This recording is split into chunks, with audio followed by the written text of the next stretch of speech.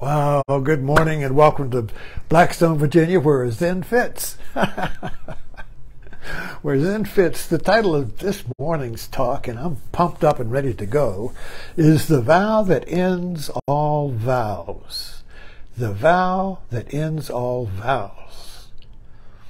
You know, we take vows, like when we get married, we take a vow to never break the marriage, a vow never to break this, and of course, vows get broken. And I broke mine, but I want to know what the vow is that ends all vows, the last vow, the unbreakable vow. What is that? Well, since I got into Zen, thanks to Albert Lowe, even though he died 2016, he's my teacher. I read his books over and over again. I listen to his talks over and over again.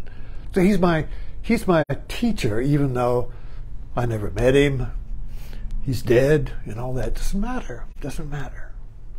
So it's with his teaching. He was a Zen master at the Montreal Zen Center for some 20 years. He was an awakened Zen master.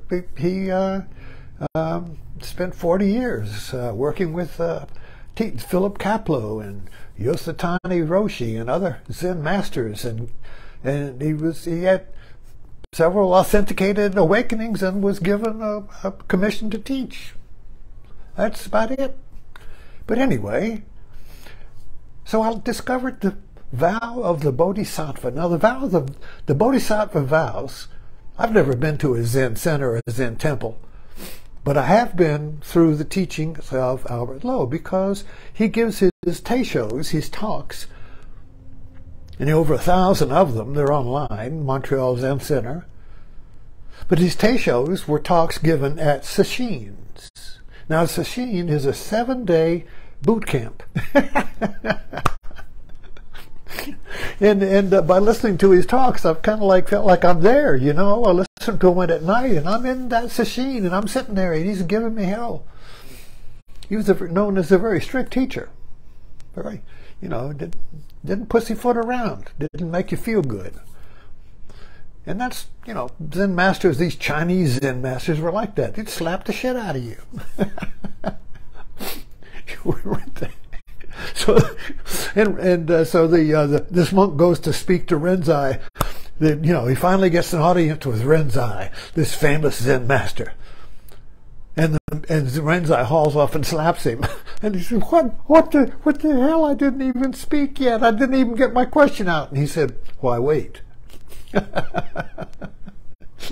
So why wait? Let's get right to it, if we can.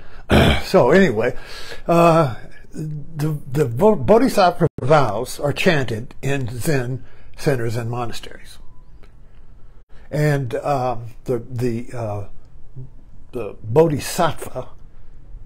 There are two Bodhisattvas, functioning ones. One is Avalokiteshvara, the Bodhisattva of compassion, and Manjushri, the Bodhisattva of wisdom.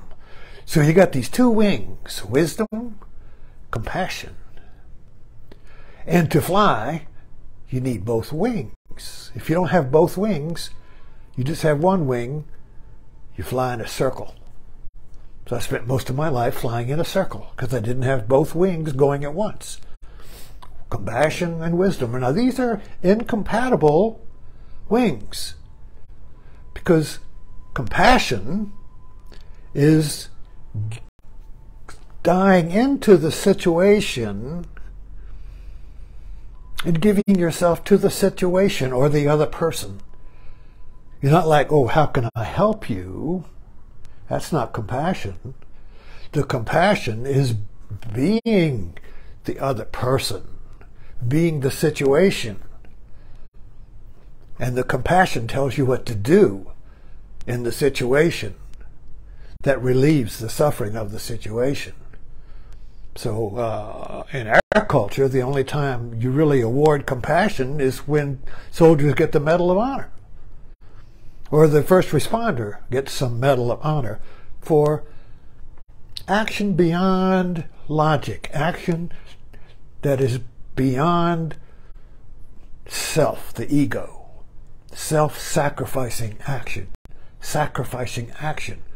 And when somebody does that action, they never feel like somebody, I did it. There's kind of like an embarrassment to get a medal, because I don't know who did it. I just did this act. I just did this crazy thing and saved that person and killed all those Germans, or lifted the car up so the person could get out from under it. Some crazy, wild act. I don't know how I did that, but that was compassion.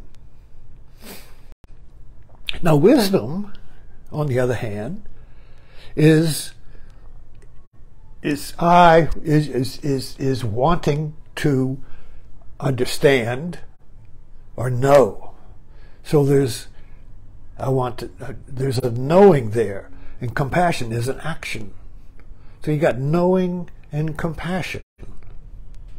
Knowing and compassion. So, good Lord, how could we get this connected up here? So I want to get back to the Bodhisattva vows. 4 of them. So let me repeat them. So the first one is, all sentient beings, I vow to liberate. Now that, all sentient beings are ants, fleas, bats, people. All of them, I vow to liberate. What the fuck? That's insane. It's an insane vow. How can I vow to liberate? Well, I can't even liberate one person, let alone all the monkeys in the world. That's insane. What does that mean? Well, the second vow is endless blind passions I vow to uproot. Endless blind passions I vow to uproot. What? Passions, blind passions. Blind passions, that means addictions. All addictions, I mean to uproot. Oh, what kind of a savior is that, you see? And the fourth one is, Dharma gates without measure I vow to penetrate. Oh, what's a Dharma gate? Well, I could say it's a puzzle. A Dharma gate is a situation that I vow that without measure. In other words, the Dharma gate, the puzzle cannot be measured. The puzzle, and these are Zen koan. Like you could say a Zen koan is a Dharma gate or a puzzle that is endless. You can't penetrate it. You can't get through. You can't logically get through a Dharma gate because it's like a revolving door in a hotel. Have you ever gone to one of those if you were a child?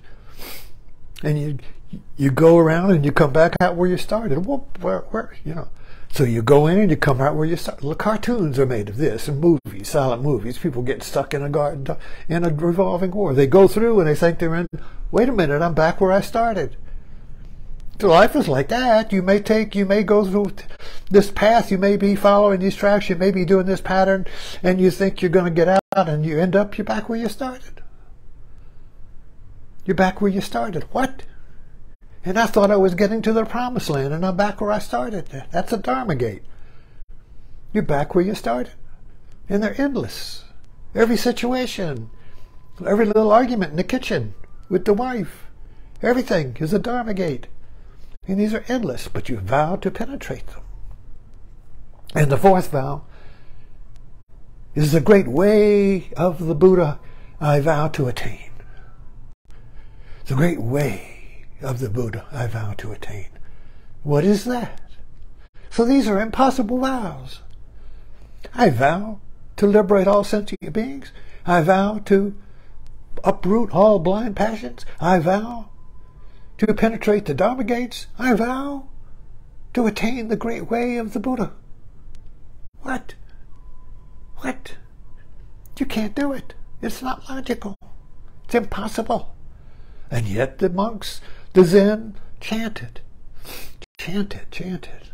What's going on? you see. Anyway, so it's taken me, I'm not a bodhisattva. I just play with these impossible teachings. Zen is ironic. The teachings of Zen are ironic. They're impossible. So we have to crack it. We have to stay with it. This is the whole point. You get with a nut and you can't open it. You stay with it. You don't quit. You don't keep trying to do the same thing over and over again. You just stay, you sit in Zazen. You sit with the vow because it's impossible, yet there's something there. In other words, if this has been chanted for 2,000 years, there must be something there. You just can't say, oh, poof, it's Zen-y stuff, forget it. If you really want to crack the puzzle of your life, if you really want to crack the yearning of your life and get to some home, if you want to get through the fog, if you want to get to attunement, you have to sit with the puzzle. You have to sit with the vow. You have to sit with the impossible. You have to sit there. That's why Zen monks meditate in front of a wall. They're sitting there. This is the end of the sidewalk.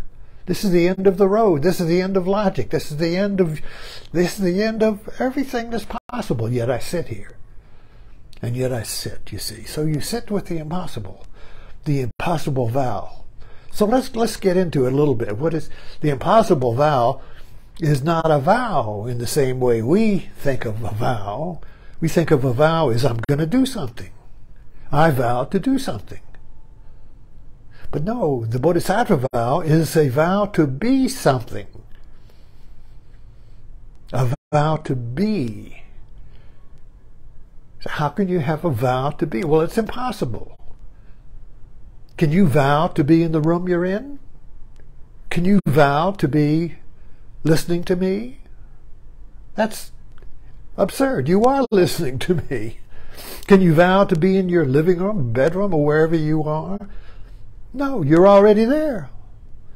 You are. The vow is not to be not to get somewhere, but to be what you are already. No struggle. You don't need a vow. So this is the vowless vow. The vowless vow. So it's a cone. It's a puzzle. I hate this flashing light. It's a puzzle. A vow is impossible. The Bodhisattva vow is impossible. Yet you sit with it. And so when you sit with it, it spills over into your everyday life.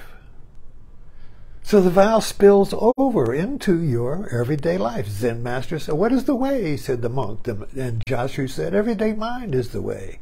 Your everyday mind is the way. Your everyday mind is the vow. So all sentient beings I vow to awaken. If you shift from time, from thinking of myself as an agent who's going to do something to all these things, you see, if you shift out of that, if you drop that, you see, what's left? You are all sentient beings because you are not all things, but you are aware as all things. You are awareness. You are knowing. You are now. You are here. You are home. All beings are home. It's only man that thinks he's not home. So we vow to get home. Well, drop that, you see. So the vow, basically, is a sudden snap or sudden realization that you are already home and that there are no sentient beings to save. You are home. You are all beings. But that's a shift from viewpoint, you see, from myself as a thing in the world full of other things to being all things. It's a shift from third-person grammar, everything is an it, name, place, or thing, to first-person, being I am. And this is the Buddha shift. So for the vow to make any sense, you have to shift from being an it to being I am. And everything changes. So now your actions are the actions of a bodhisattva. Whatever you do is liberating sentient beings. Whatever you do is uprooting or pulling blind passions. Whatever you do is penetrating Dharma gates. Whatever you do is the way of Buddha, because there are no things. You're it. This is a shift. This is not to say the world is an illusion. Oh, it's a shift in the way you know the world. It's a shift in the way you know yourself. It's a shift, metaphorically, in grammar. From third person, everything's an it.